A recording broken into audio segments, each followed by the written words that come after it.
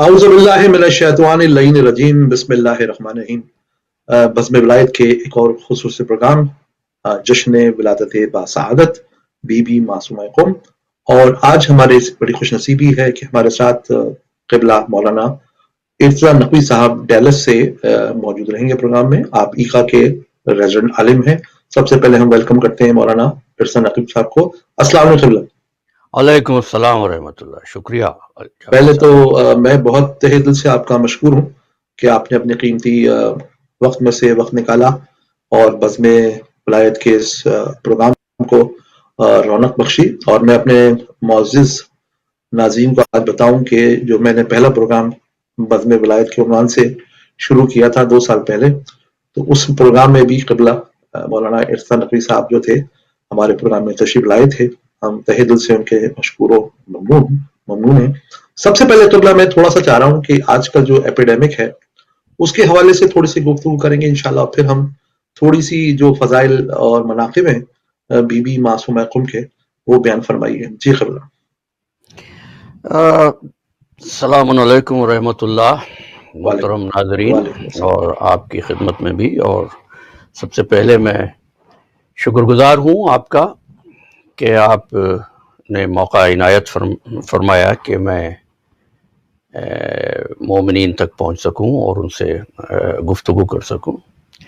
اور یہ ایک بہت ہی خوشایند بات ہے کہ آپ نے عصر حاضر کے تقاضے سے ہم آہنگ ہوتے ہوئے جو موجودہ صورتحال ہے دنیا کی، پھر ہمارے ملک ریاستہائے متحدہ امریکہ کی، پھر ہماری اسٹیٹ آف ٹیکسس کی، اور پھر ہمارے اور آپ کے شہروں کی صورتحال، یہ ظاہر ہے کہ آزمائش کا وقت بھی ہے، چیلنج کا ٹائم بھی ہے، اور اس کے ساتھ ساتھ ہماری کچھ ذمہ داریاں ہیں جن کے لیے ہم کو آگاہ کیا جا رہا ہے، وارن کیا جا رہا ہے۔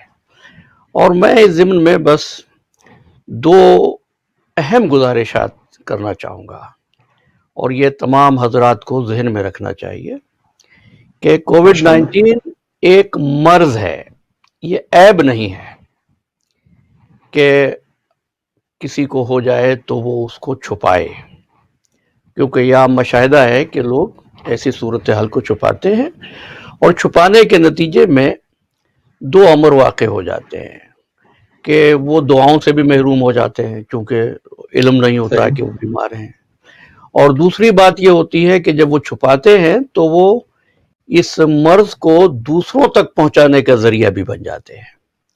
تو بہتر یہ ہے کہ اگر ایسا مرض ہو تو اس کا علاج کیا جائے، اپنے گھر والوں کو، اپنے اعزاء کو، اپنے ملنے جلنے والوں کو آگاہ کیا جائے تاکہ وہ ان کے لیے دعائے صحت بھی کریں اور وہ خود بھی محفوظ رہے۔ اچھا، دوسری جو بات دیکھی ہے ہم نے اس زمانے میں، سوشل میڈیا بہرحال جہاں ایک سہولت ہے، جہاں ایک فیسلٹی ہے، جہاں ایک بہت بڑا ذریعہ ہے رابطے کا، وہاں اس سے کچھ منفی اثرات بھی مرتب ہو رہے ہیں۔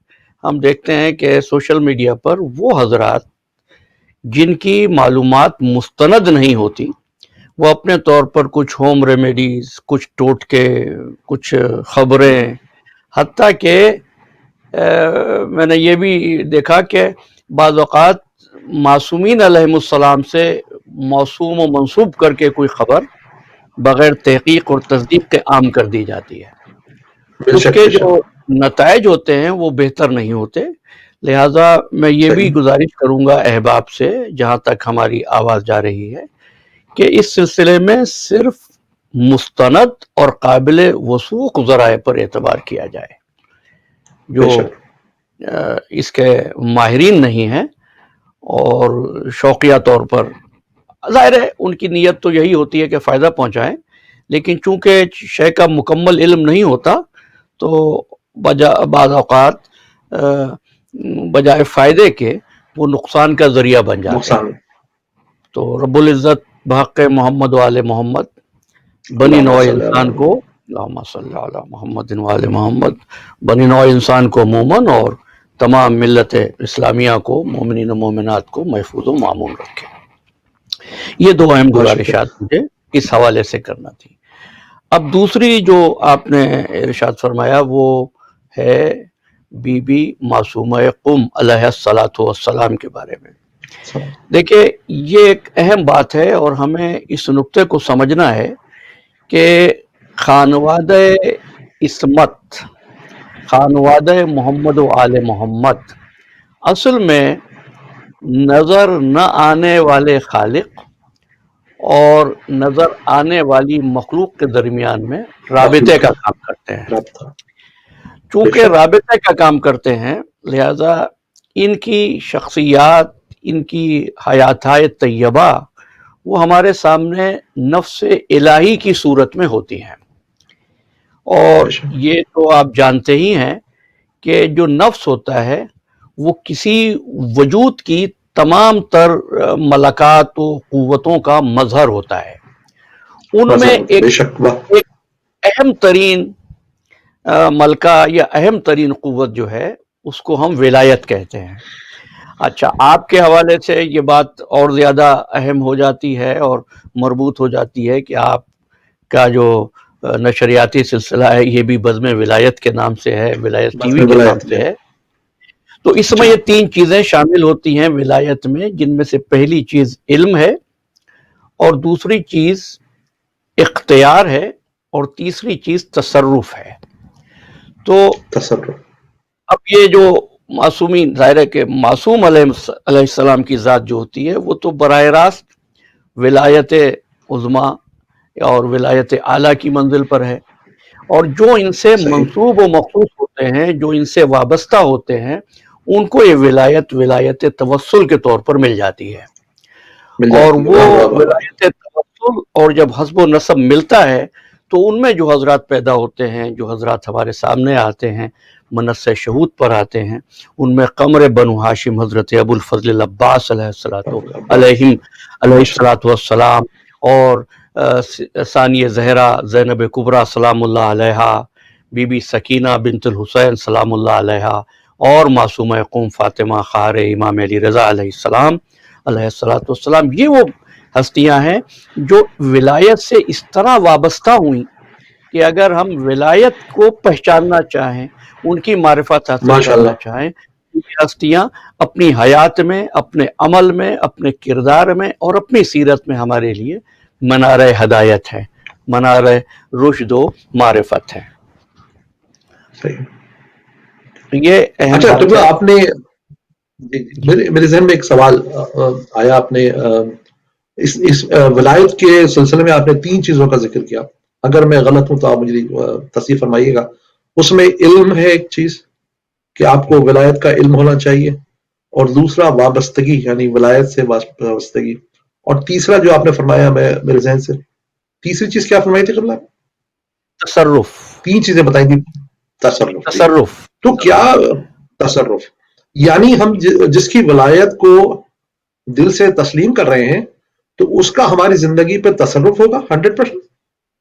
جی دیکھیے، اصل میں جب میں نے یہ تین نکات عرض کیے تو اس کا مقصود یہ تھا کہ چونکہ اب ہم جب ولی کہتے ہیں ولایت کے ساتھ ولی اللہ، تو یعنی اس کا مطلب یہ ہے کہ رب العزت اپنے ولی کو علم بھی دیتا ہے. سرکار ختمی مرتبہ مولا کائنات آپ دیکھتے ہیں. دوسری چیز ہے کہ ان کو اختیار بھی دیتا ہے. لیکن اختیار کے بعد ایک تیسری چیز ہے کہ مجھے اختیار تو ہے کہ میں اپنے سامنے پڑے ہوئے اس قلم کو اٹھا لوں، لیکن میرے ہاتھ میں اتنی طاقت نہیں ہے، میں اتنا کمزور ہوں کہ وہاں تک ہاتھ بڑھا نہیں سکتا. اس کو تصرف کہتے ہیں. تو جو منزل ولایت پر فائز ہوتے ہیں ان کے پاس یہ تینوں چیزیں ہوتی ہیں. کیسے چیزیں ہوتی ہیں؟ علم اتنا کہ اب میں ظاہر ہے کہ صرف دو ایک آیات، الرحمن علم القرآن، رحمان نے علم دے دیا. تخلیق محمد مصطفیٰ صلی اللہ علیہ وآلہ وسلم کے ساتھ ہی علم ان کے پاس آ گیا. وہی علم ہے.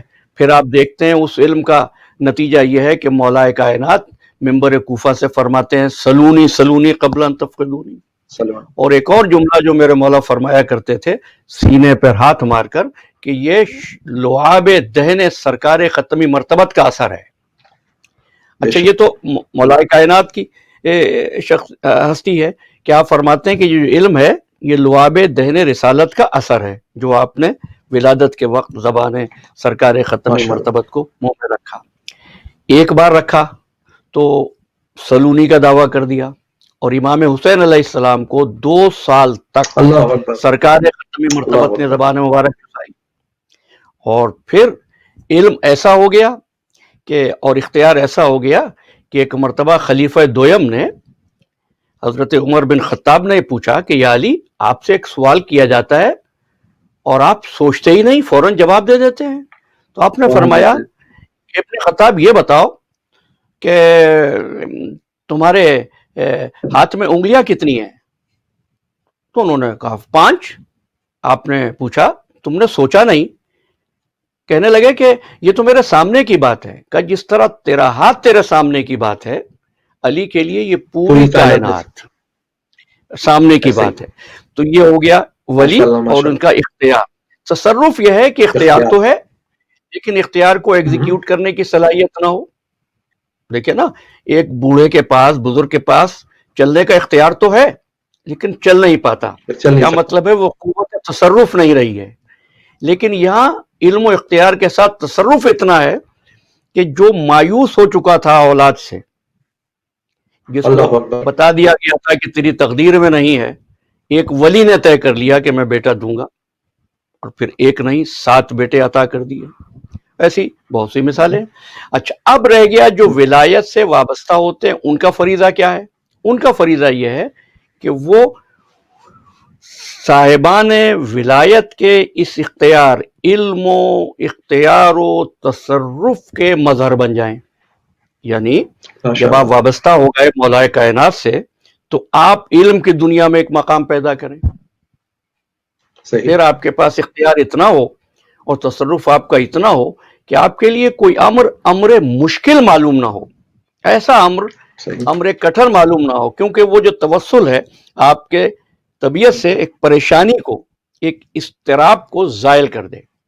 دیکھیں میں ایک بات عرض کروں اور یقیناً آپ کے علم میں ہوگی اور آپ کے ذریعے ناظرین تک پہنچے گی کہ حدیث کسا میں جب پنجتن جمع ہوئے تو پوچھا کہ مولا کائنات نے کہ اس چادر میں ہمارے جمع ہونے کا جمع تو اولیاء ہو رہے ہیں نا پنجتن ہو رہا ہے ہمارے جمع ہونے کا یہ بتائیے کہ ہمارے چاہنے والوں کو کیا فائدہ ہوگا؟ کیا فائدہ ہوگا؟ واہ واہ واہ واہ. یہ ہے وہ جہاں سے آپ کی میری ذمہ داری اور یعنی وابستگان ولایت موالیان اہل بیت کی پہچان. آپ نے فرمایا اس کا فائدہ یہ ہوگا کہ جہاں بھی ہمارے چاہنے والے جمع ہوں گے اس حدیث کو تلاوت کریں گے ان کے اٹھنے اور منتشر ہونے سے پہلے ہی ان کی تمام پریشان حالی دور ہو چکی ہوگی. اللہ اکبر اللہ اکبر. اس لیے جب کوئی اہل بیت کا چاہنے والا مضطرب پریشان نظر آتا ہے تو مجھے بڑی حیرت ہوتی ہے. اس کو تو اطمینان کی تصویر ہونا چاہیے اس لیے کہ اس کا واسطہ ان سے ہے جن کے پاس علم بھی ہے جن کے پاس اختیار بھی ہے جن کے پاس قدرت بھی ہے یا تصرف بھی ہے. تو یہ ہے چیزیں جو ولایت کے تسلسل میں ہمارے سامنے آتی ہیں. ماشاءاللہ ماشاءاللہ. ایک اور قبلہ بہت ہی عمدہ آپ نے نقطہ بیان فرما دیا آج کل کے حالات کے حساب سے کہ جیسا پنجتن نے فرمایا کہ حدیث کے سامنے ہے کہ جب ہم جس جگہ یہ جمع ہوں گے اور یہ حدیث پڑھی جائے گی تو ہم وعدہ کرتے ہیں کہ جو لوگ بھی جب تک یہ حدیث پڑھی جائے گی جو بھی پریشان ہیں ان کی پریشانیاں دور ہو جائیں گی اور رب العزت جو ہے ان کی دعاؤں کو پورا کرے گا. تو ماشاءاللہ بہت اچھے طریقے سے آپ نے اس طرف بھی اشارہ فرما دیا کہ اہل بیت کیا ہے اور ولایت اور تصرف. یہ بتائیے کہ بڑا یہ معذرت کے ساتھ بہت کرٹیکل سوال ہے یہ آ رہا ہے. یہ سوال میرے خیال میں نے آپ سے پہلے بھی کیا ہے کہ کیا وجہ ہوئی کہ بعد رحلت حضور صلی اللہ علیہ وآلہ وسلم چند ہی عرصے میں جتنے بھی فضائل تھے اہل بیت کے کیوں کر ایسا ہوا کہ ان کے تمام صحابہ کرام نے ان فضائل کو پس پش ڈال دیا؟ کیا کوئی ایسی گہری سازش ہوئی؟ کیا ہوا کہ جو فضائل آل محمد تھے اور آج کل میں اس حوالے سے بھی بات کرنا چاہ رہا تھا بی بی سیدہ کا جب ذکر نکلے گا جب اہل بیت کا ذکر جب حدیث قصہ کا اسی سے طور سے نکلے گا تو بی بی فاطمہ کی جو فضیلت یا افضلیت ہے اس پہ کیا وجہ ہے کہ آج کے دور میں بھی یہ کوشچن کیوں ریز کیے جا رہے ہیں؟ آپ کی نظر میں کیا وجہ ہے اس کی؟ دیکھیے، آپ نے اگرچہ کہ ایک سوال کیا ہے، لیکن حقیقت یہ ہے جعفری صاحب کہ آپ نے اپنے سوال میں پوری تاریخ کو سمو دیا ہے، اور تاریخ مجھے اس بالکل کے صحیح، جواب صحیح کے فرمایا۔ لیے تاریخ کا جائزہ بھی لینا ہوگا اور اس کو پھر موجودہ زمانے سے بھی متصل کرنا ہوگا۔ دیکھیے، ماشاء اللہ ماشاء اللہ۔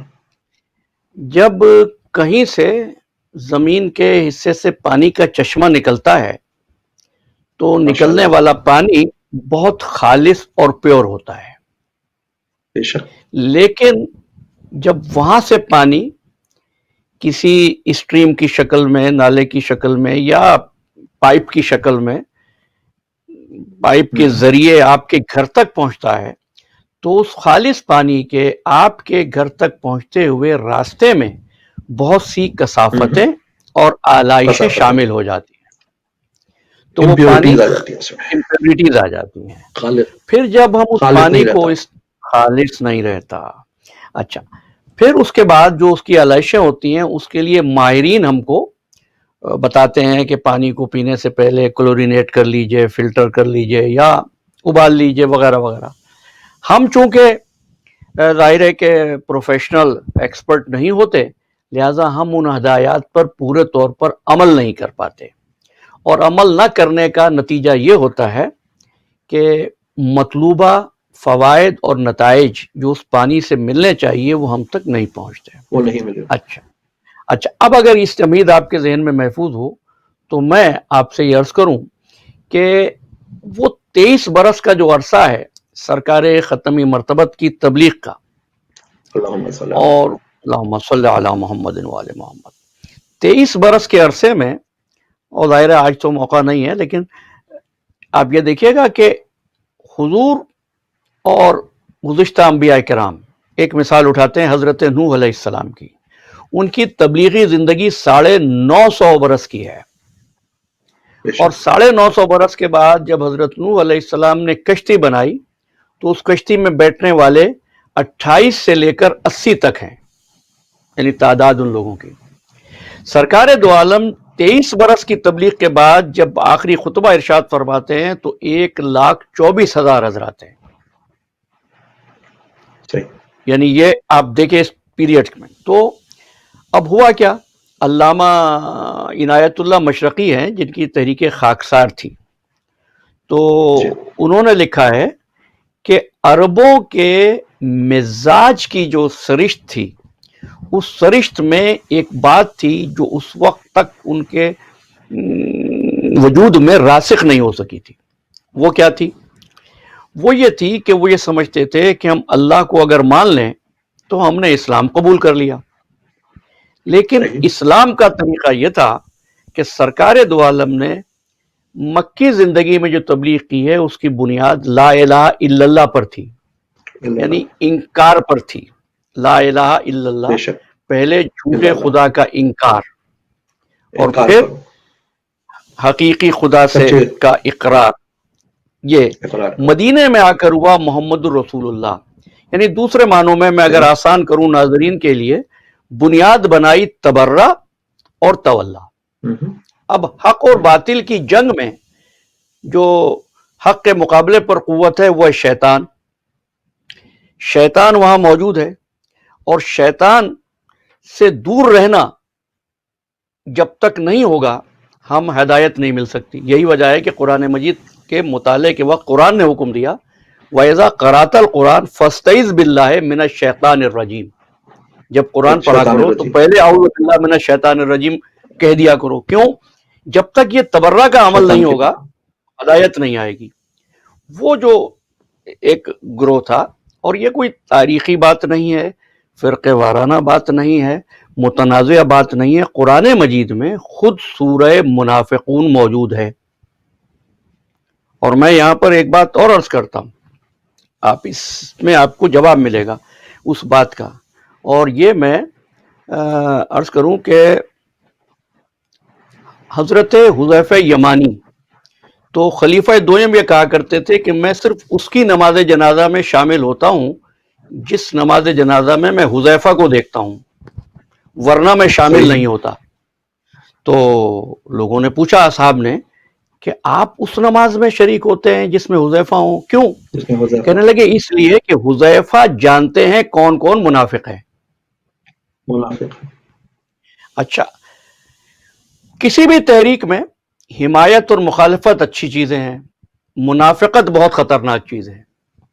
تو وہ جو منافقین موجود تھے جس کی طرف اشارہ کر دیا، جس کا اعتراف خلیفہ دویم نے بھی کیا، حذیفہ نے بھی کیا، خود قرآن مجید میں موجود ہے، ان منافقین کی چال یہ تھی کہ وہ تولا کے عمل کو تبرہ سے الگ کر دیں۔ لہذا جتنی چیزیں شیطان نے ٹول کے طور پر قرآن مجید میں پیش کی گئی ہیں، وہ سب کی سب آپ دیکھیں گے اس تاریخ میں۔ مثلا شیطان نے یہ کہا کہ آدم تو مٹی سے بنا ہے، آپ نے پھر یہ آواز تاریخ میں سنی، کہنے لگے رسول تو ہمارے جیسا ہے، ہمارے جیسا ہے نا، ہم جیسا ہے۔ تو یہ کس کا عمل تھا؟ اچھا، یہ شیطان کا کام عمل ہے۔ شیطان کا۔ شیطان نے یہ کہا، قرآن مجید کہتا ہے کہ کیا کرتا ہے شیطان، کہ تمہارے دل میں یہ شک پیدا کر دیتا ہے۔ آپ دیکھیں گے یہ آواز بھی آپ سنیں گے کہ آج رسالت میں جیسا شک ہوا ہے ایسا شک مجھے پہلے کبھی نہیں ہوا تھا۔ کبھی نہیں ہوا۔ یہ شیطانی چالیں تھیں۔ تو اب میں تفصیلات میں نہیں جاتا، بہت سی مثالیں میں دے سکتا ہوں، لیکن تو وہ شیطانی قوتیں جمع ہوئیں، اور یہ کلمہ پڑھنے والے یہ اس بات سے کو نہیں سمجھ سکے کہ تبرہ کتنا اہم ہے۔ یعنی تبرہ سے مراد یہاں گالم گلوچ نہیں ہے، تبرہ سے مراد یہ باطل قوت سے رشتہ توڑنا، باطل کے ہتھ کنڈوں کو جان لینا، شیطان کے جو طریقہ واردات ہیں اس کو اپنی زندگی میں نہ آنے دینا۔ لیکن بدقسمتی سے یہ عمل ہوتا رہا۔ نتیجہ کیا ہوا کہ لوگوں نے دیکھنے، جاننے، بوجھنے، سمجھنے اور آل محمد کی عظمت کا اعتراف کرنے کے باوجود آل محمد کو ان کے حق خلافت سے محروم کر دیا۔ صدیقہ طاہرہ کی ذات جو تھی وہ مرکز تھی، وہ ایسا مرکز تھی کہ کسی نے نہیں دیکھا تھا کہ سرکار دو عالم کسی اور کے لیے کھڑے ہو جاتے ہوں۔ دیکھیے بس ایک بات ہی کہوں اور پوری بات واضح ہو جاتی ہے کہ جب بی بی تشریف لاتی تھی، حضور اپنے جگہ سے کھڑے ہوتے تھے، مرحبا کہہ کر استقبال کرتے تھے، اپنی جگہ پر بٹھا دیتے تھے۔ تو اس کا مطلب یہ ہے کہ اب جتنی دیر بی بی ہیں رسول اپنے مسند پر نہیں ہے۔ تو رسول کے مسند پر کون ہے؟ خاتون جنت فاطمہ الزہرا سلام اللہ علیہا، اللہم صلی علی محمد۔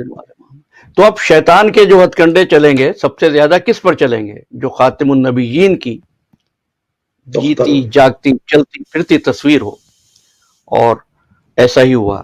اس لیے صدیقہ طاہرہ کو مظالم کا نشانہ بنایا گیا۔ اچھا، اب یہ چونکہ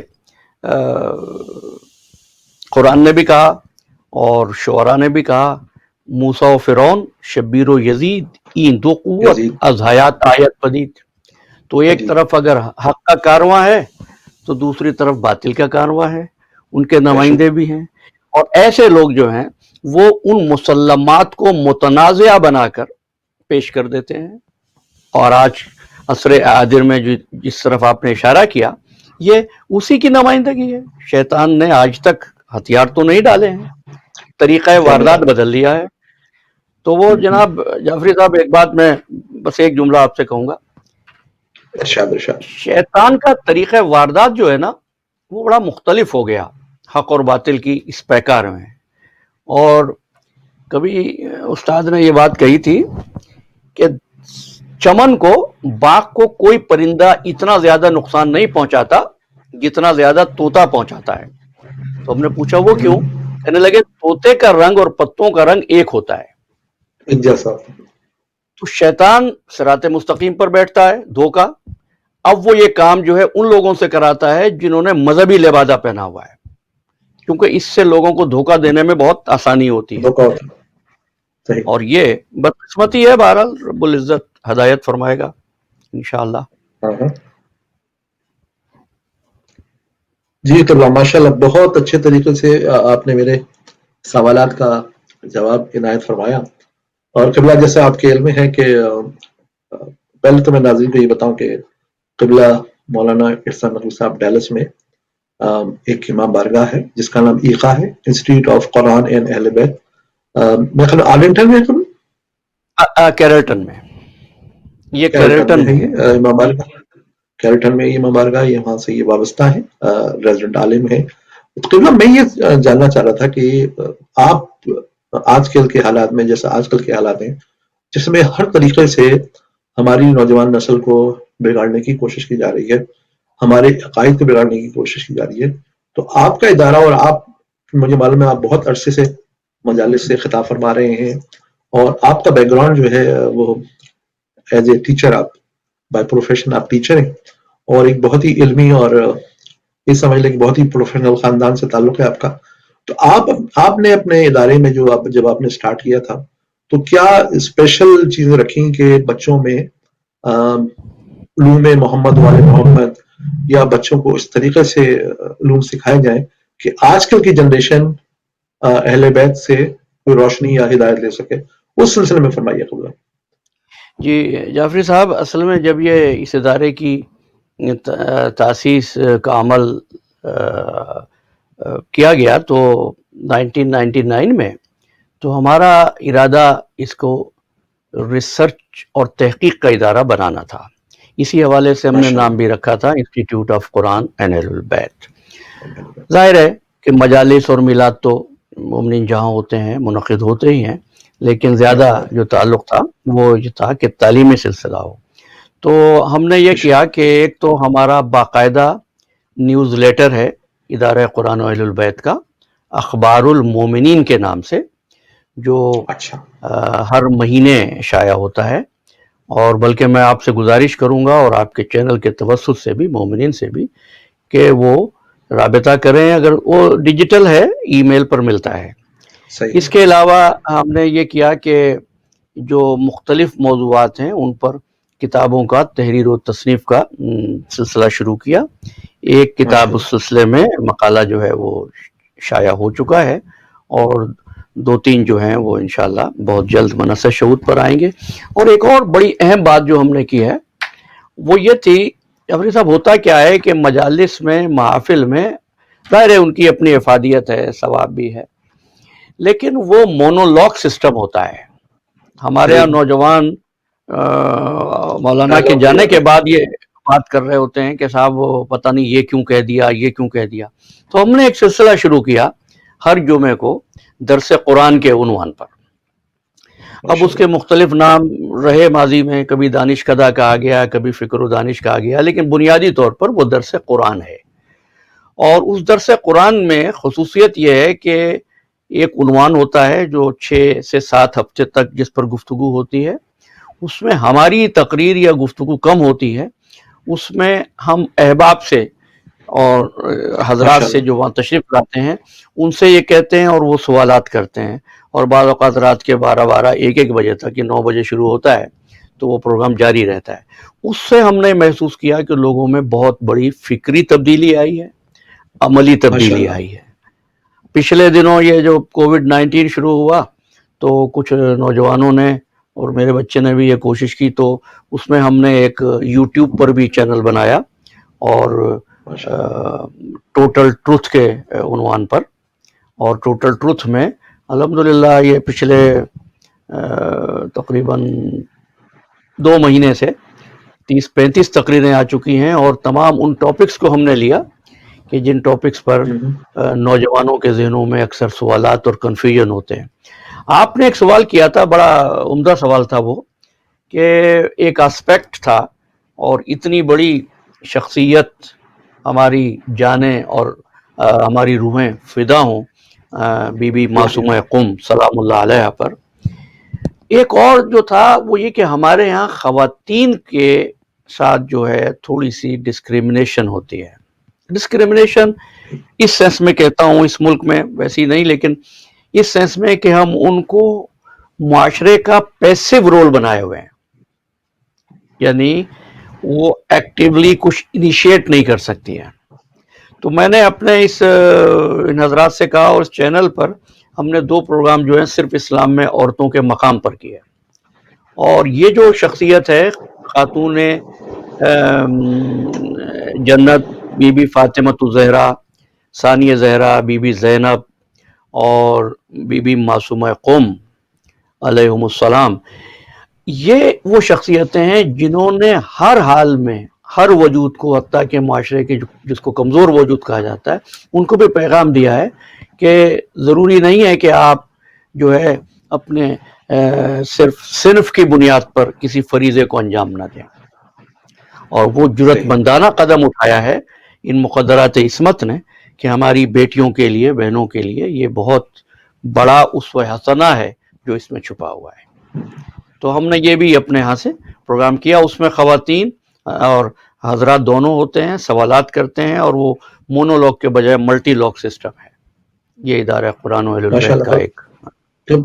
قبلہ میں آپ کی اجازت سے مکتب اہل بیت کی سمجھ لیں، میں بھی خود ہی اسی اکیڈمی سمجھ لیں، اسی مدرسے کا، اسی درس کا طالب علم ہوں ابھی تک.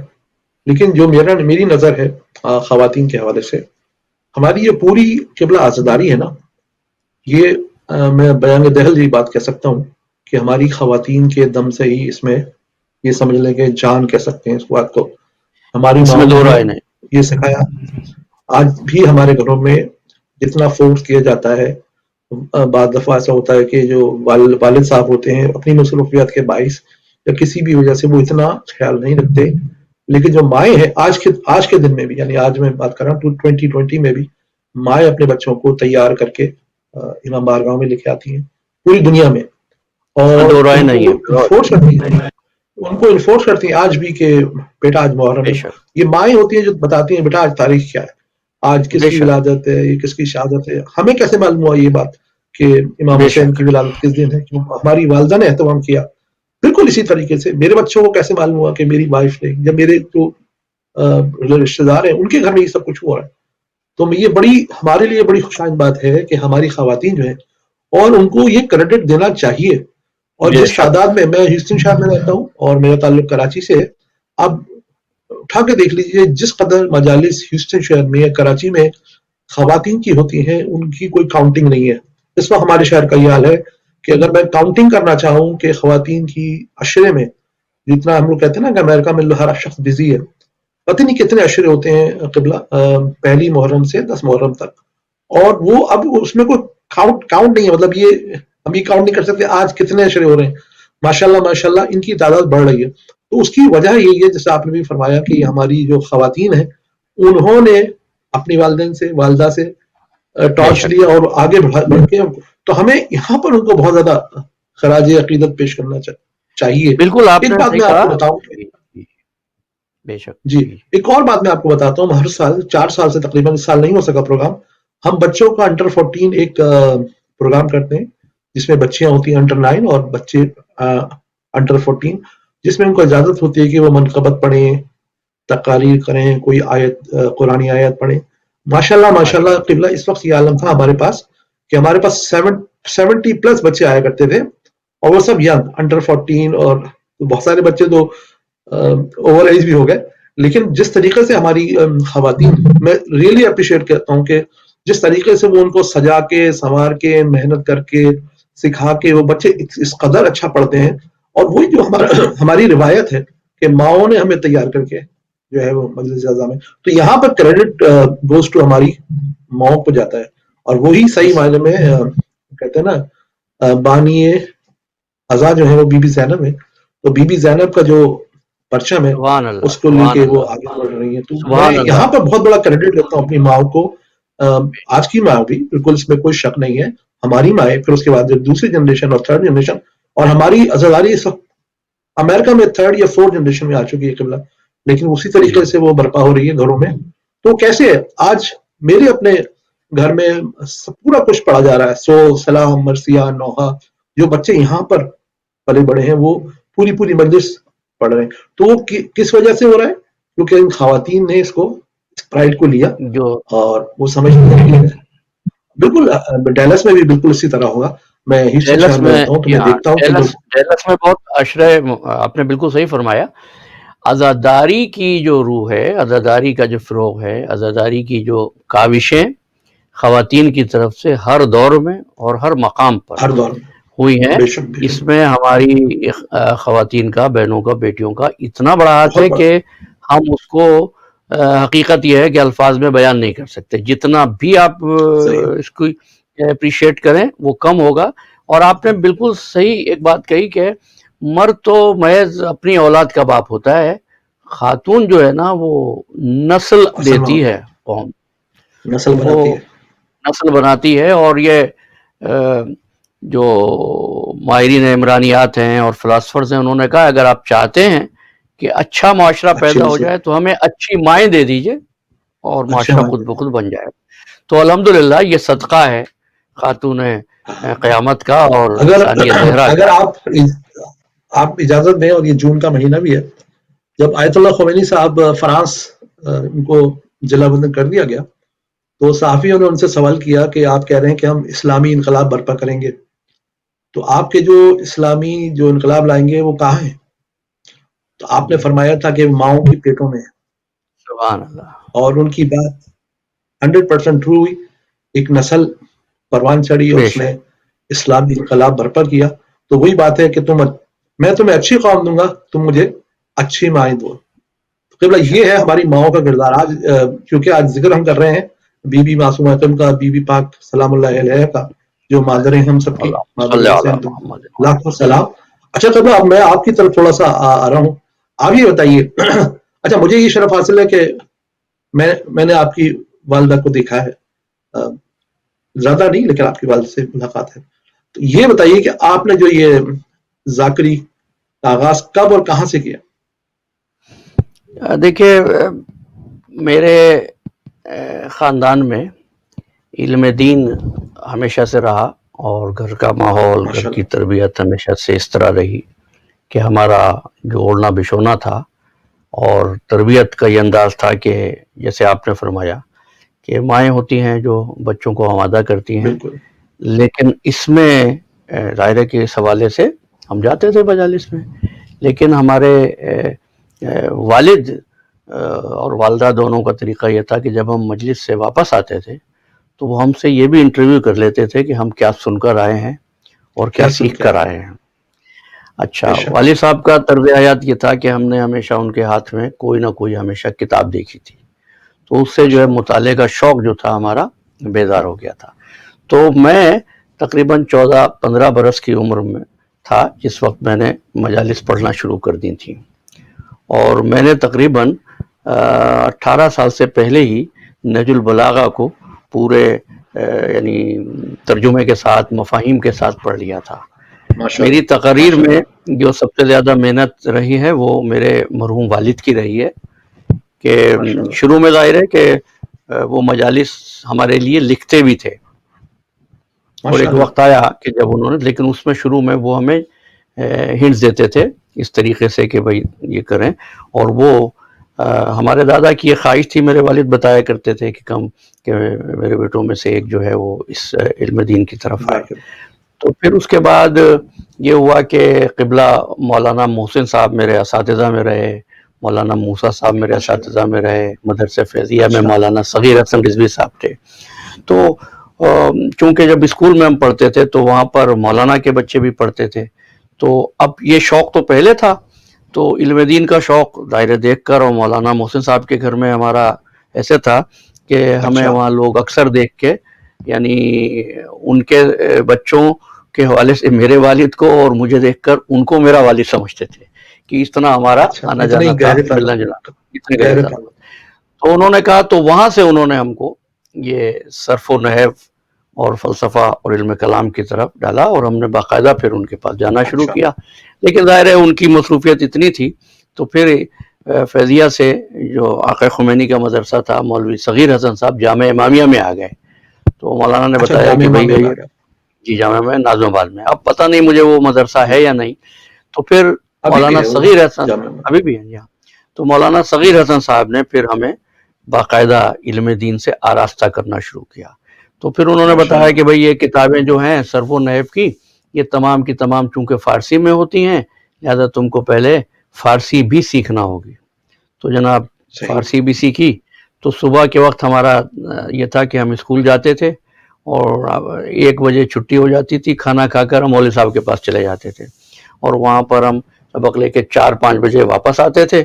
پھر اسکول کا جو ہوم ورک ہوتا تھا وہ کرتے تھے اور اس کے بعد نماز مغربین کے لیے پھر امام بارگاہ میں واپس آ کر پھر جو مولوی صاحب سے پڑھتے تھے اس کی تیاری کرتے تھے. کیونکہ مولوی صاحب نے ہماری جس طرح تربیت کی ہے وہ پروردگار عالم ان کے درجات بلند فرمائے.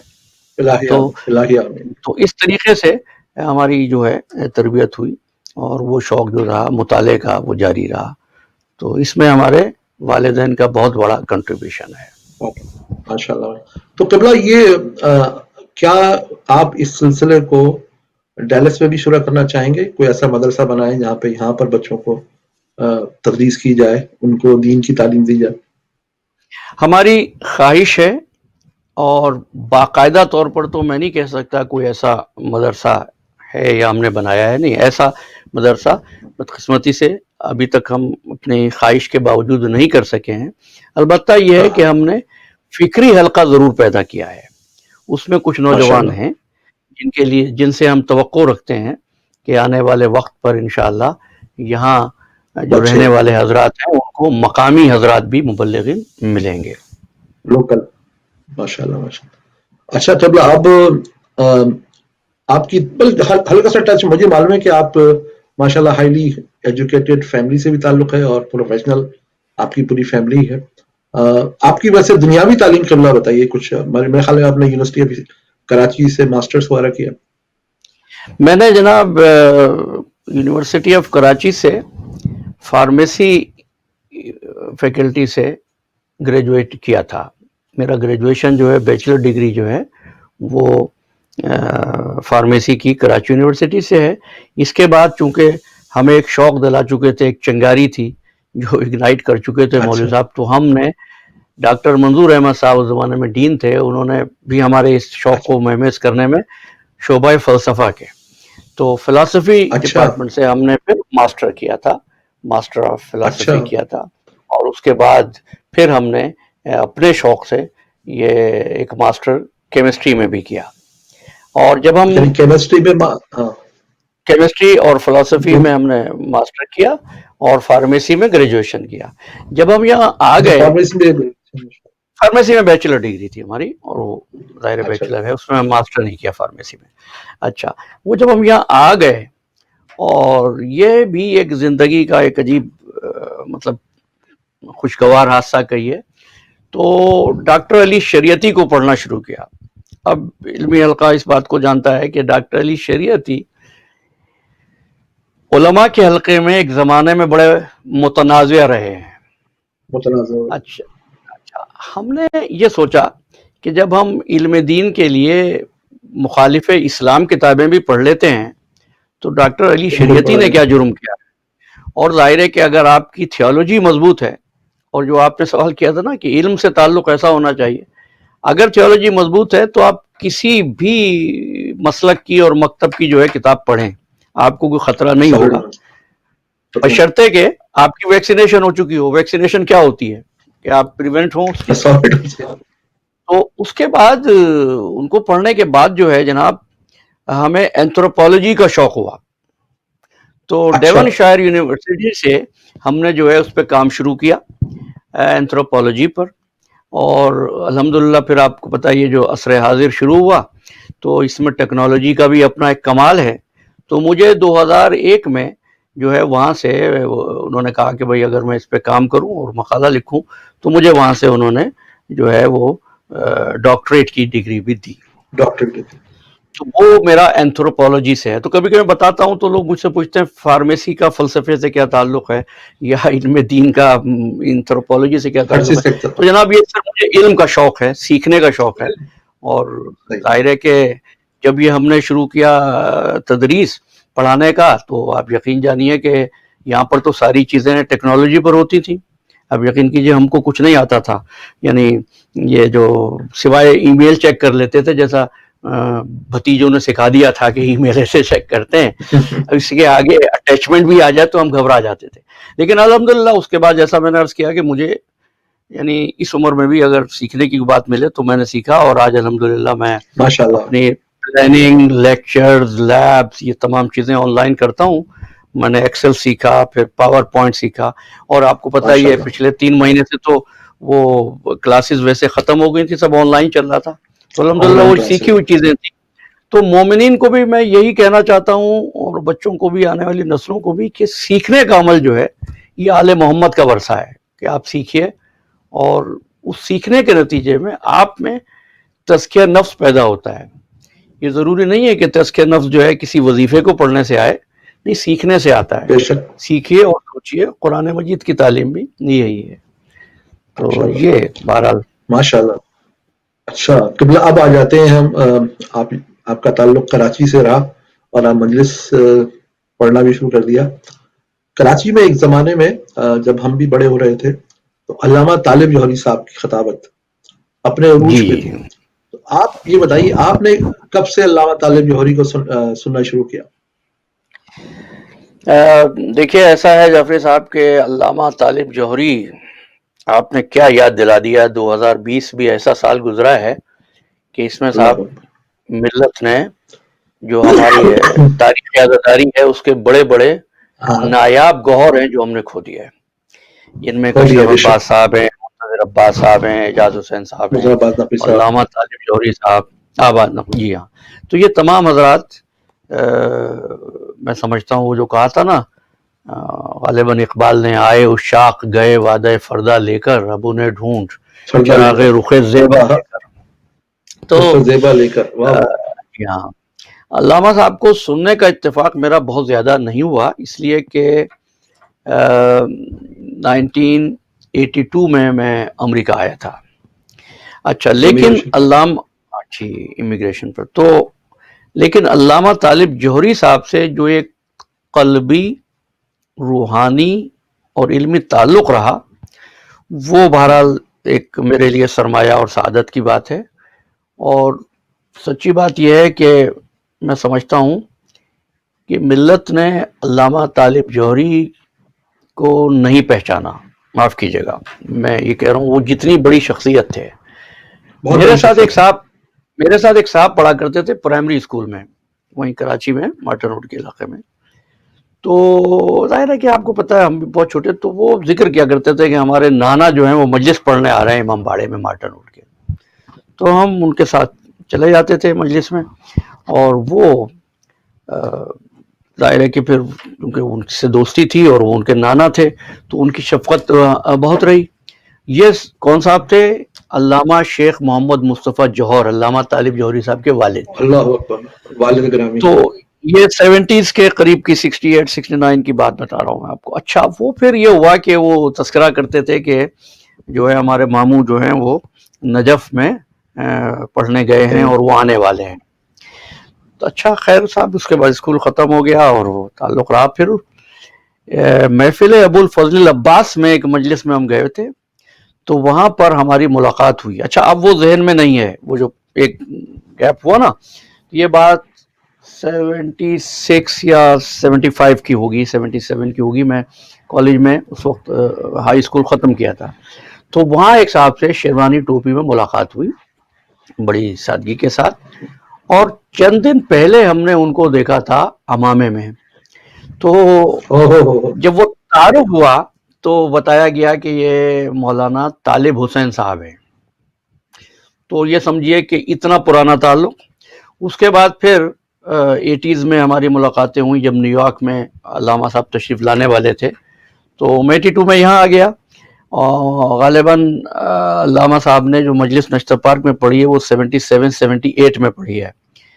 اور وہ پھر 82 میں ہم آ گئے، تو اتنا زیادہ ویسا موقع نہیں ملا فزیکلی، یعنی کہ باقاعدہ بیٹھے ہوں.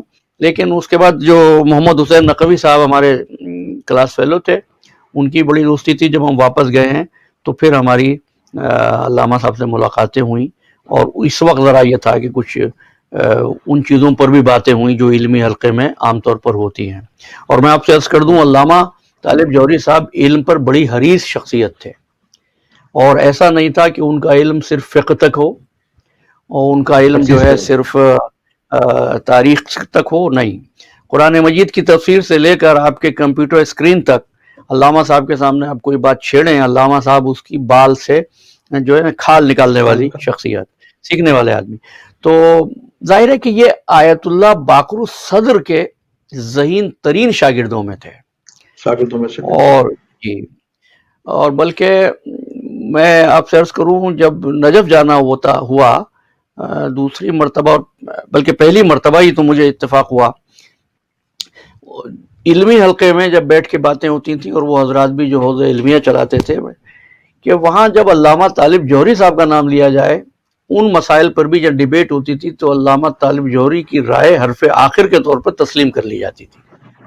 بے شک. تو وہ جدید اور قدیم علوم جو تھے علامہ صاحب کی ذات میں، اور پھر اس کے ساتھ یہ تھا کہ وہ جب آپ کا اگر اتفاق ہوا ہو تو گفتگو میں، ملاقات میں جو بے تکلفی اور محبت تھی، کہیں سے یہ احساس نہیں ہوتا تھا کہ علامہ صاحب کے اندر ان کے علم نے تکبر یا غرور پیدا کر دیا ہے. یعنی وہ جو کہتے ہیں نا کہ شجر جب ثمرآبار ہو جاتا ہے تو جھک جاتا ہے، وہ کیفیت تھی علامہ طالب جوہری صاحب کی.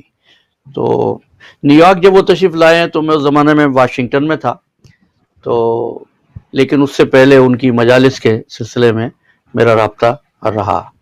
تو بہرحال صاحب، قوم کا بڑا نقصان ہوا ہے، لیکن بالکل. کیا کہتے ہیں کہ ان کی شخصیت ایسی تھی کہ میں سمجھتا ہوں جو موت اور فنا کا خزاں ہے وہ ان کے سامنے ہتھیار ڈال دے گا، وہ اپنے علم سے ہمیشہ زندہ رہیں گے. جی ہاں. اب اتفاق یہ ہو رہا ہے کہ بلا کہ جو کلپس آ رہے ہیں نا ان کی مجالس کے، پہلے تو ہم دوسری نظر سے دیکھا کرتے تھے ان کلپس کو، لیکن اب جو ان کلپس کو ہم دیکھ رہے ہیں تو ایسا لگتا ہے کہ وہ کچھ میسج دینا چاہ رہے ہیں. ایک ایک مجلس جو ہے وہ ایک میسج پہ مبنی ہے. یعنی علم اتنا زیادہ ہے کہ وہ ایک جو انہوں نے مجلس پڑھی ہے وہ ایک طرح کا میسج دے رہے ہیں. وہ یعنی ایک چھوٹا سا کلپ آپ یقیناً دیکھا ہوگا، میں شیئر کر رہا ہوں آج کل. تو اس میں یہ ہوتا ہے کہ ایک کلپ ہوتا ہے چھوٹا سا، لیکن وہ بات اتنی گہری ہوتی ہے، وہ میسج ایسا دے کے جا رہے ہیں کہ جو پوری قوم کے لیے سرمایہ افتخار ہے کہ وہ جو میسج دے رہے ہیں. اگر ہم لوگ انہی کے وہ جو کلپس ہیں چھوٹے چھوٹے انہی پہ عمل کرنا شروع کر دیں اور جس طریقے سے وہ فرما رہے ہیں تو بہت کچھ جو ہے نا وہ بہتر ہو سکتا ہے. اور دوسری بات کہ آپ نے بتایا کہ وہ ان کی ایک خاص بات یہ تھی کہ جو شخص بھی ان سے ملا کرتا تھا وہ یہ سمجھتا تھا کہ وہ ان کے بہترین دوست ہیں، اور بہت زیادہ بے تکلف ہوتے تھے وہ.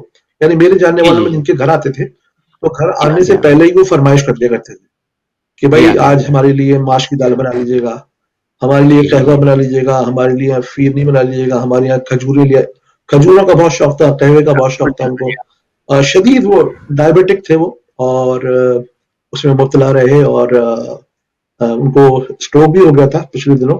تو لیکن ان میں یہ چیز تھی کہ وہ لوگوں میں، دوستوں میں بہت اچھے طریقے سے، اگر کوئی پاکستان جیسے امریکہ سے جو لوگ کوئی صاحب جایا کرتے تھے، میں نام نہیں لینا چاہتا، تو فوراً ہی وہ کہتے کہ آ جاؤ، اور وہ خاص مخصوص ان کا انداز ہوتا تھا کہ فوراً پہنچو. تو جو بھی بلکہ واقعہ ہے کہ کسی کوئی طالب علم کے پاس بیٹھے ہوئے تھے جو نجف سے آئے تھے، تو کسی ہائی آفیشل کا فون آیا، تو اس طالب علم نے اٹھایا اور کہا کہ کوئی ہائی آفیشل جو ہے نا وہ آپ سے بات کرنا چاہتا ہے. انہوں نے منصاف انکار کر دیا، بولا نہیں میں اس وقت مصروف ہوں، اس کو بعد میں کال کر لوں. پھر تھوڑی دیر بعد ایک طالب علم کا کال آئی اور اس نے کہا میں مولانا سے ملنا چاہتا ہوں. انہوں نے کہا فوراً اس کو بلاؤ. یعنی ان کی نظر میں ایک طالب علم جو ہے مدرسے کا، اس کی عزت اور تکریم زیادہ اہم ہے بنسبت جو ہے وہ ایک ہائی آفیشل کے. تو یہ جو دو چار باتیں تھیں ان کی زندگی میں، آپ کبھی مت دیکھیں کہ ان کو کبھی بھی کسی ان پہ الزام لگے کہ وہ کسی پارٹی یا کسی سیاسی پارٹی کے ساتھ اٹیچ ہوئے. ہمیشہ وہ انڈیپینڈنٹ ہوئے. یہ بہت بڑی عالمانہ صفت ہے جس کا آپ نے تذکرہ کیا کہ طالب علموں کی قدر کرنا. اور یہ وصف ظاہر ہے کہ ہم نے دیکھا ہے، بہت چھوٹے تھے علامہ رشید ترابی میں بھی، علامہ مرحوم عقیل ترابی صاحب میں بھی، اور علامہ طالب جوہری صاحب میں، کہ یہ تو ابھی عصر حاضر کی بات ہے. تو یہ تھا. اور دوسری بات یہ تھی کہ ان کو اس بات کا پورا ادراک تھا کہ ان کی مجلس میں کوئی بڑی اتھارٹی کوئی آ کر بیٹھ جائے تو اس کی خوشامد نہیں کرتے تھے وہ. ورنہ نام تو نہیں لینا چاہتا، بعض حضرات ہوتے ہیں، لیکن وہ اب آج کل جو ہمارے یہاں میڈیا پہ چل رہا ہے آپ دیکھتے ہیں کہ میں آج تک اپنے آپ کو مطمئن نہیں کر پا رہا کہ یہ علماء وہاں کیوں جاتے ہیں. علامہ طالب جوہری صاحب ہر چینل پہ اگر ان کو دعوتیں بہت ملتی تھیں لیکن وہ نہیں جاتے تھے کیونکہ انہوں نے اپنی شخصیت کا ایک معیار تھا. پی ٹی وی جب تک تھا تو ایک اسٹینڈرڈ تھا وہاں پر. اس کے بعد آپ دیکھتے ہیں کہ اس طریقے سے یعنی گفتگو ہوتی ہے اور یعنی کیا کہنا چاہیے نرم کھال میں زہریلا پنجہ ہے جو میڈیا کی طرف سے لگایا جاتا ہے. تو قبلہ میں اسی میں ایک کلپ بھی میں نے شیئر کیا تھا کہ علامہ صاحب کی نشتہ پار کی مجلس میں ایک صوبے کے بہت بڑے تشریف لے آئے تو بجائے وہ جیسے آپ نے فرمایا انہوں نے ان کو ویلکم کرنے کے بجائے ان کو نصیحت کی کہ تم امانت دار ہو, تم عوام کی تمہارے سر پہ گرفت ہے کہ اگر تم خدمت نہیں کرو گے تو تمہارے اوپر یہ وبال پڑے گا. یعنی سامنے وزیر اعلیٰ بیٹھا ہوا ہے لیکن وہ نہیں چکے, انہوں نے جو تبلیغ کر سکتے تھے انہوں نے وزیر اعلیٰ کے سامنے کی. یہ بڑی بات ہے سب کے سامنے. تو یہ بڑی امپورٹنٹ بات ہے کہ جو مولا علی کا چاہنے والا ماننے والا ہو وہ حق اور صداقت کی بات کرے اور ان چھوٹی چھوٹی باتوں سے وہ پہچانا جاتا ہے. جاوید صاحب ایک بات میں ایڈ کروں گا, آپ نے بہت پیاری بات کہی اور یہ ان کا وصف تھا. یہ تو میں نے دیکھا ہے کہ وہ ایک مرتبہ کوئی وزیر آ گئے تھے تو انہوں نے ان کو بھی وہ خوشامد نہیں تھی. دوسری بات ہے ابھی میں نے کوئی کلپ دیکھا اسی زمانے میں کسی نے بھیجا اور ظاہر ہے کہ میں تو علامہ صاحب سے واقف ہوں اس لیے, لیکن صاحب یہ بڑے جرت کی بات ہے. ہمارے ہاں میں نے دیکھا ہے جرتیں لوگوں کی ختم ہو جاتی ہیں. وہ بچہ ایک کوئی ان کی تقریر کے دوران میں شعر پڑھ رہا ہے, اس میں اس نے علی ابن ابی طالب علیہ السلام کی تعریف کرتے ہوئے کہیں پر ایک لفظ استعمال کیا ذات کا. علامہ صاحب نے تقریر روک کے اس سے کہا دوبارہ پڑھو, اور جب انہوں نے پڑھا تو انہوں نے کہا یہ جو ہے یہ شرک ہے. یہ ہے عالمانہ بات. اور آج کل اتنی غیر ذمہ دارانہ باتیں ہو جاتی ہیں استغفر اللہ. یعنی قبلہ یہ دیکھیں نا کہ اتنا بڑا کراؤڈ نشترپا کا کراؤڈ ہے, آپ مجلس سے خطاب فرما رہے ہیں, کوئی شخص بیچ میں سے کھڑا ہو جائے اور اس نے شعر پڑھا, ہو سکتا ہے بعض دفعہ ہماری توجہ بھی نہیں ہوتی لیکن وہ سن رہے تھے, انہوں نے وہیں روکا کہ یہ نوجوان دوست نے کیا پڑھا ہے, پڑھو دوبارہ پڑھو. اور جب اسے دوبارہ پڑھا تو انہوں نے کہا یہ شرک ہے. تو یعنی کہ جہاں پہ بولا گیا اس کو وہیں پر توجہ کتنی تھی ان کی کہ وہ اپنے مجمع کو دیکھ رہے تھے کہ کون کیا کر رہا ہے. اگر ہم سارے عالم دین اس بات پہ غور کریں کہ ہماری اپنی مجالس میں بہت معذرت کے ساتھ میں نے بھی بعض دفعہ بہت جگہوں پہ بچوں کو ٹوکا ہے. ایک دفعہ علامہ رضی افر صاحب ہمارے پروگرام میں تشریف لائے اور کیونکہ علامہ رضی افر صاحب بھی میرے استادوں میں سے ہیں تو انہوں نے مجھ سے کہا کہ جعفری صاحب جب بچے پڑھا کریں تو ذرا ان کا کلام چیک کر لیا کیجیے. ٹھیک ہے, ایک دو دفعہ ایسا ہوا ہمارے یہاں بھی سینٹرز میں کہ بچے ان کو چاروں کو کسی نے لکھ کے دے دیا, اب ان کو یہ سمجھ نہیں ہے کہ وہ کیا پڑھ رہے ہیں, تو میں نے وہیں پہ ڈھوک دیا. لیکن میں نے دیکھا کہ وہاں پر علماء کرام بھی بیٹھے تھے, دوسرے لوگ بھی بیٹھے تھے, کسی میں اتنی ضرورت نہیں تھی کہ اس بچے سے کہے کہ بیٹا یہ جو ہے وہ صحیح نہیں ہے. کچھ علماء کرام ہیں جو وہیں پہ ڈھوک دیتے ہیں. تو ہماری وقت کی ضرورت یہ ہے کہ ہم ان شرکیہ کلمات کو رد کریں اور وہ فضائل بیان کریں مولا علی کے یا پنجتن کے جن سے ہمارے جو آپ نے فرمایا کہ ہماری مدحت اہل بیت ہمیں بڑھے, یعنی ہمارا جو رابطہ ہے وہ اہل بیت سے جو ہے وہ بڑھے. چلو تھوڑا سا اگر آپ مولانا منتظر عباس نقوی صاحب کے متعلق بیان فرمائے. ہمیں تو وہ یاد ہے کہ جب وہ پی ٹی وی سے ایک پروگرام کیا کرتے تھے سفر امام حسین کا شروع کے دنوں میں, تو وہ اگر آپ کچھ بیان فرمائے علامہ منتظر عباس نقوی صاحب کے حوالے سے. منتظر عباس نقوی صاحب پروردگار عالم درجات بلند فرمائے, ایک بہت بڑی ادبی اور علمی شخصیت تھے ماشاءاللہ, اور ان کا جو اصل میدان تھا, جو مہارت تھی ان کی, جو کہنا چاہیے ایکسپرٹ تھے, وہ صحافت اور تاریخ. جس پروگرام کی آپ باتیں کر رہے ہیں وہ تھا تمام اتباعت عالیہ پر ڈاکومنٹریز انہوں نے جو بنائی تھیں, وہ آج بھی پی ٹی وی میں موجود ہے. اور انہوں نے کوئی ایسی زیارت نہیں ہے مشہد مقدس سے لے کر اور نجف اشرف تک اور نجف اشرف سے لے کر سعودی عربیہ تک کہ جس پر منتظر عباس صاحب نے کام نہ کیا ہو. یہ ان کے یعنی ایکسپرٹ تھے. بعض شخصیتیں پھر ایسی ہوتی ہیں جیسے مولوی اسماعیل دیوبندی صاحب اللہ مقاموں ہوتے کہ مولانا کے سامنے، اچھا ہم بہت چھوٹے تھے لیکن ہم نے دیکھا مولوی صاحب کے سامنے آپ سیاہ ستہ کی کسی کتاب کی بات کر دیں یا جناب قرآن مجید کی کوئی آیت بات کریں، مولوی صاحب کا اگلا جملہ ہوگا یہ 4 جلد میں 6 صفحے پر 5ویں سطر میں ہے. اور ماشاء مدنی صاحب اللہ. ہم پہلے سمجھا کرتے تھے ایسے ہی کہہ دیتے ہیں، میں آپ سے بہت ایمانداری سے، تو ہم نے حسین میاں نے ہمارے دوست تھے ہمارے کلاس والے، تو ہم نے کہا یار یہ بس کہنے لگے ہاں اس میں کون دیکھ رہا ہے، تو ہم نے کہا نہیں آج ایسا کریں گے، یہ بات چھیڑیں گے اور کتاب پڑھی ہو ہم اٹھا کے اسی وقت دیکھیں گے. صاحب انہوں نے فوراً اسی طریقے سے عادت کے تحت کہا. جابری صاحب کو حیرت ہوگی جب وہ دیکھا تو ایگزیکٹلی ویسے تھا جیسے مولوی اسماعیل صاحب نے فرمایا تھا. اللہ تو وہ ماشاء چونکہ مناظر تھے تو مناظرے کے حوالے سے ان کو یعنی کہیے کہ حافظ ہو گئے تھے وہ ان تمام کتابوں کے. منتظر بے شک. عباس صاحب کی تاریخ پر، واقعات پر، حتیٰ کہ جزیات پر ایسی نظر تھی کہ آپ یہ بات کر دیں کہ جب امام حسین علیہ السلام سفر پر روانہ ہوئے تو عقبہ بن سمان کے پاس کتنے خطوط تھے. آپ نے دیکھا ہوگا یہاں ذاکرین کہہ دیتے ہیں ہزاروں خطوط تھے، ٹھیک ہے غلط نہیں کہتے ہزاروں وہ، خطوط ہیں. لیکن یہ کہ یہ یاد رکھنا کہ وہ خطوط کس تاریخ کو کس شب میں کس وقت پر امام حسین علیہ السلام کی خدمت میں پیش کیے تھے، خدمت میں منتظر پہنچے. عباس صاحب از دیئر. اور وہ آپ جو کہیں گے آپ کتاب کھول کے دیکھ لیجئے وہ بات غلط نہیں ہوگی. تو ان کی اتنی گرفت تھی تاریخ پر، اور میری ان سے بالمشافہ ملاقات نہیں ہو سکی.